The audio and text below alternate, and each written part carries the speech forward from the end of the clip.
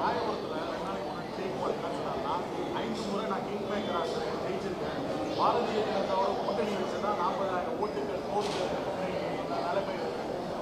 முறை king maker 6ஆம் முறை தோத்துட்டாருன்னா அவர்கிட்ட தான் நீங்கள் கேட்கணும்.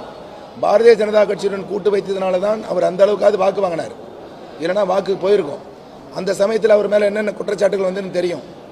ஃபோனில் ஒரு பெண் கதர்னதெல்லாம் தெரியும் உங்களுக்கு.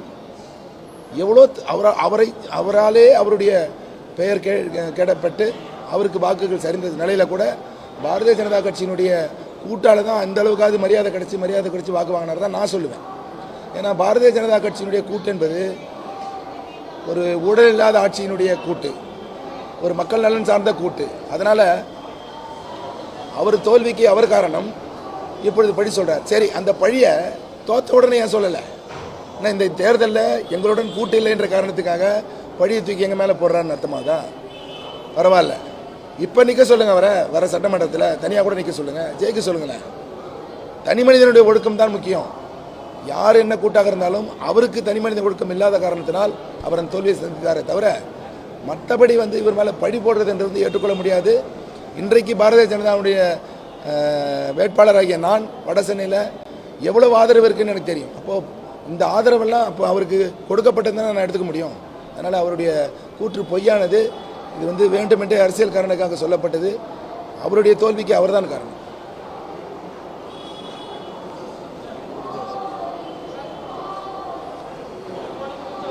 கொஞ்ச நேரம் சும்மா இருங்கப்பா.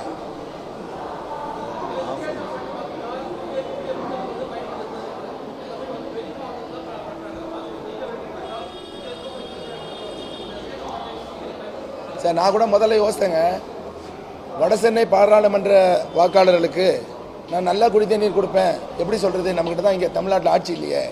நல்ல சாலை போடுவேன், நல்ல பாதாள சாக்கடை திட்டத்தெல்லாம் ஒழுங்காக பண்ணுவேன் அப்படின்னு சொன்னேன் இல்லையா? எதை வச்சு சொல்கிறோம்? நம்ம இவங்ககிட்ட தானே போய் நிற்கணும், இவங்க செய்ய மாட்டாங்களே அப்படின்னு யோசித்தேன். அதுக்கு தான் இந்த தேர்தல் அறிக்கை பார்த்தீங்கன்னா தெரியும். பாரத பிரதமர் தெளிவாக சொல்லியிருக்காரு, கிராமப்புற சாலையை போடுவேன்னு சொல்கிறாரு. அப்போது மத்திய அரசு திட்டத்தின் கீழ் அந்த சாலைகளை போடுவதற்கான வசதி இருக்குது. நல்ல குடி தண்ணீர் கொடுப்பேன்றார் ஒவ்வொருத்தருக்கும். அப்போ மத்திய அரசு திட்டத்தின் கீழ் நல்ல குடிநீர் கொடுப்பதற்கான வழிவகை இருக்கிறது. அதேமாதிரி பாதாள சாக்கடை அதற்கும் வழிவகை இருக்குதுன்னு சொல்லியிருக்காரு. அப்போது மத்திய அரசு நினைத்தால் பணம் ஒதுக்கீடு செய்து மாநில அரசினுடைய ஒப்புதல் இருக்கோ இல்லையோ இவர்கள் நேரடியாக செய்யக்கூடிய வாய்ப்பு இருக்குது. அதனால் நான் தைரியமாக சொல்லுவேன், பாராளுமன்ற உறுப்பினராக தேர்ந்தெடுக்கப்பட்டால் நரேந்திர மோடி அவர்கள் நேரடியாக வடசென்னை பகுதி மக்களுக்கு அனைத்தும் செய்வார். இந்த மீனவர்களுக்கும் ஒன்று சொல்ல நான் கடமைப்பட்டிருக்கிறேன். ஏற்கனவே 2 மீன்பிடி வலை துறைமுகம் அப்படின்னு 2 துறைமுகம் அதிக பொருட்களை கொடுத்துருக்கார். இன்னும் மீனவர்களுடைய மீன்பிடிக்கும் செல்லும் பொழுது பாதுகாப்பை உறுதிப்படுத்தியிருக்கார். அதையும் தாண்டி வடசென்னையில் இருக்கிற மீனவர்களுக்கு ஒரு சந்தையோ அவர்கள் கடன் வாங்குவதற்கான வழிவகையோ இன்னும் எவ்வளவோ செய்ய முடியுன்றதை மோடி அவர்கள் மீனவர்களுக்கான ஒரு தலைப்பின் கீழே கேரண்டி கொடுத்துருக்காங்க. அதனால் பாராளுமன்ற உறுப்பினராக தேர்ந்தெடுக்கப்பட்டால் மாநில அரசினுடைய தயவின்றி மத்திய அரசினுடைய துணையுடன் மத்திய அரசினுடைய பண உதவியுடன் இந்த தொகுதி மக்களுக்கான அடிப்படை தேவைகளை நிறைவேற்றுவேன். ஏன்னா இந்திய அரசியலமைப்பு சட்டத்தில் ரைட் டு லிவ் இருக்குது, ரைட் டு ஹேவ் ப்ராப்பர்ட்டி இருக்குது, right to have right to liberty இருக்குது, சுதந்திரம் இருக்குது அவங்களுக்கு.